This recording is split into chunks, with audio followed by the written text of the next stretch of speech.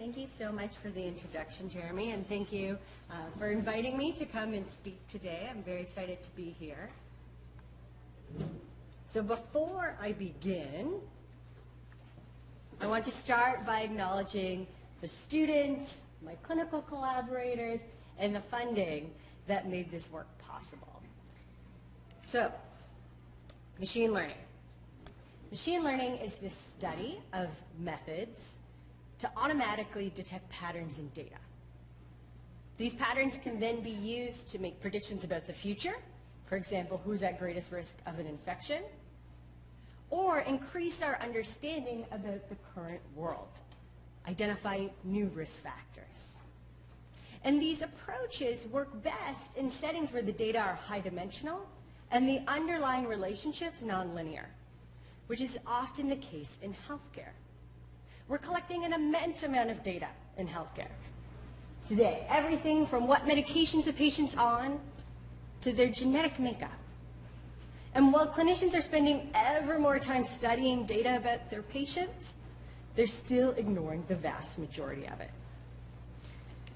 So in my research, we aim to use and develop machine learning techniques to automatically detect patterns in these data, patterns that are associated with disease, so that we can apply these patterns to new patients and identify who's at greatest risk for a particular bad outcome.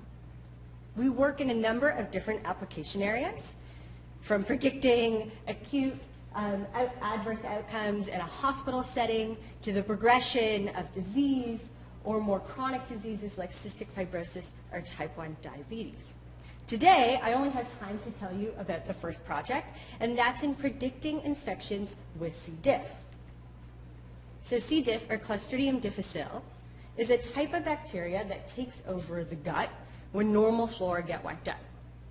It can lead to colitis and even death, and it's associated with excess medical costs of over $1 billion per year in the US.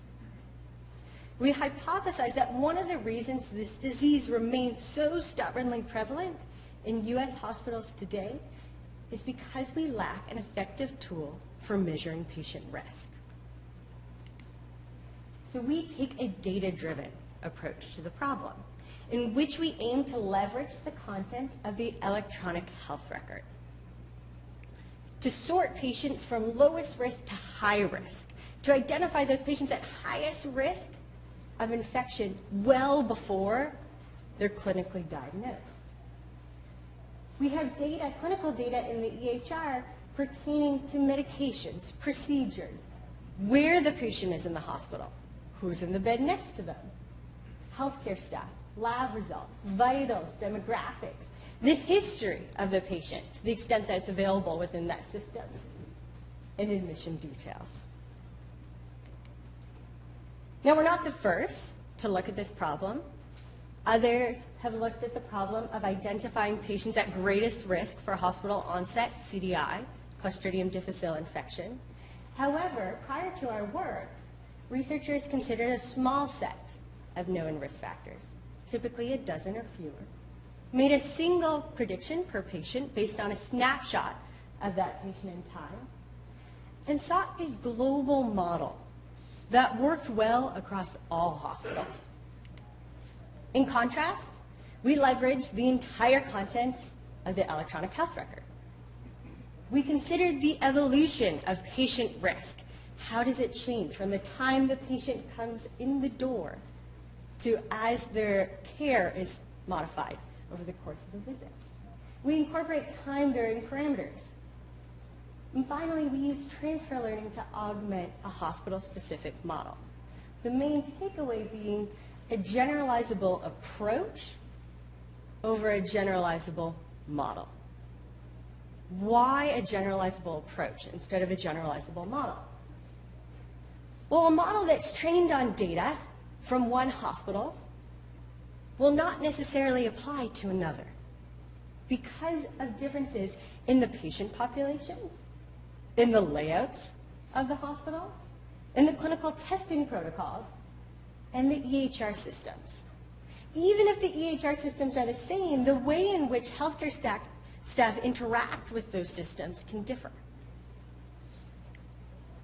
So we set out to show how our approach generalized across hospitals by learning hospital-specific models using the same techniques.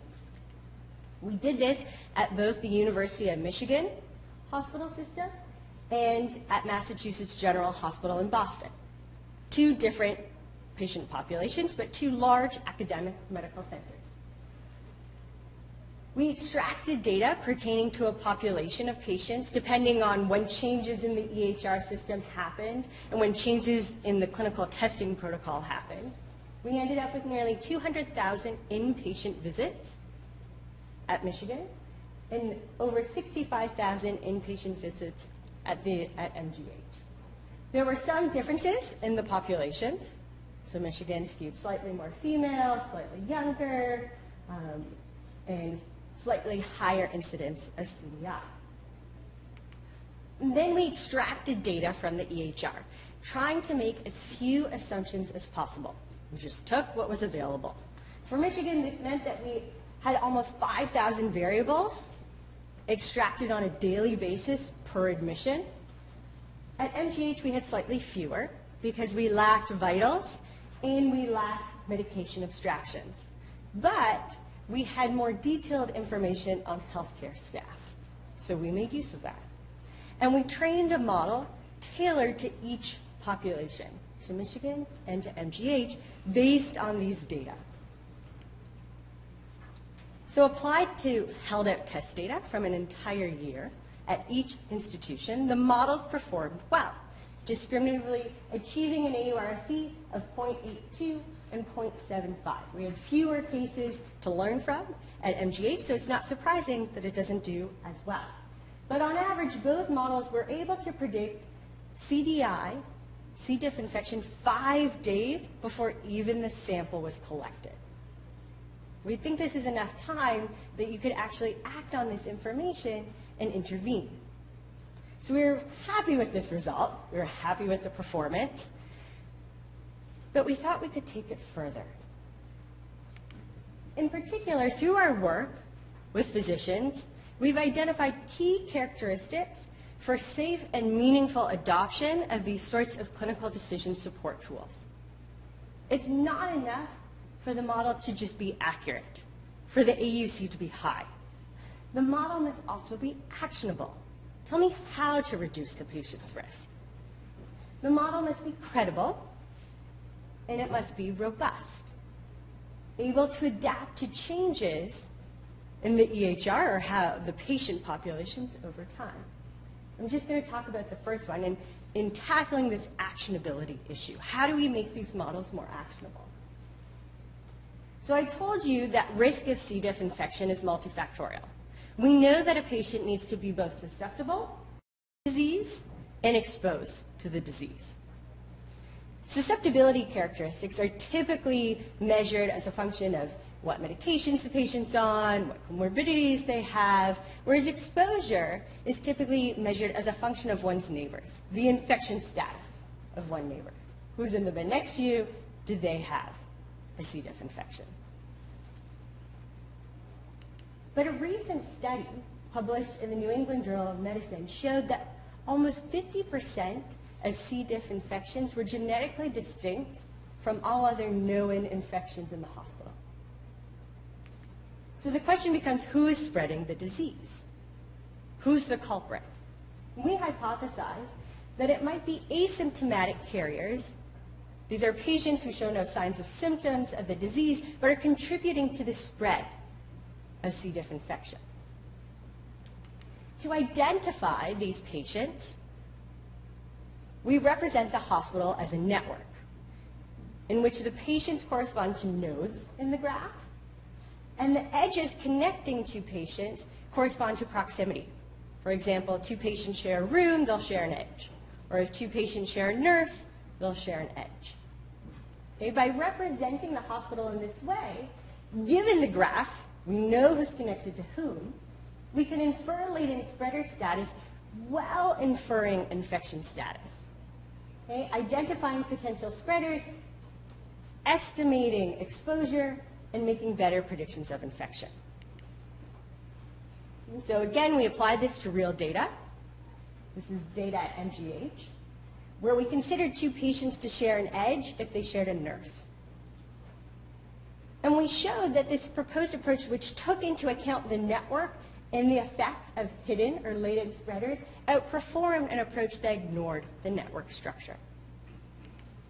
In doing so, we were able to increase the accuracy, but at the same time, we're able to increase the actionability by identifying potential spreaders in the hospital and their characteristics. So with that, I'll just leave you with a few key takeaways. The first and foremost being that despite popular belief, EHR data are in fact useful, good accuracy isn't always enough. And we also need actionable models, we need robust models, and we need credible models. And I'd argue that for at least some applications, we need hospital-specific models. And of course, it takes a team working together with multiple different expertise. Thank you.